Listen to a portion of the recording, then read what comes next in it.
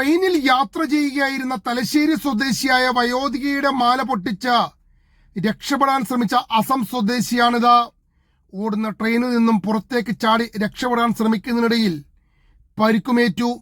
മംഗലാപുരത്ത് നിന്നും ചെന്നൈയിലേക്ക് പോകുന്ന എഗ്മോർ എക്സ്പ്രസ് ട്രെയിനിൽ ഇന്നലെ ഉച്ചയ്ക്കാണ് സംഭവം. മലപ്പുറത്തെ കോറിത്തൊഴിലാളിയായ റോക്കിഫുൾ റഹ്മാൻ ടിക്കറ്റ് പോലുമില്ലാതെയാണ് ട്രെയിനിൽ യാത്ര ചെയ്തത്. ട്രെയിൻ പാലക്കാട് റെയിൽവേ സ്റ്റേഷൻ വിട്ട ഉടൻ തന്നെ ഇയാൾ തലശ്ശേരിയിൽ നിന്നും കോയമ്പത്തൂരിലേക്ക് യാത്ര ചെയ്യുകയെന്ന വയോധികയുടെ അടുത്തെത്തി എന്തൊക്കെയോ ഹിന്ദിയിൽ ചോദിച്ചു.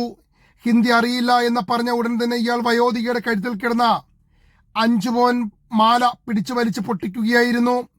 പിടിവലിയിൽ 2 പവൻ മാത്രമാണ് ഇയാൾക്ക് ലഭിച്ചത്.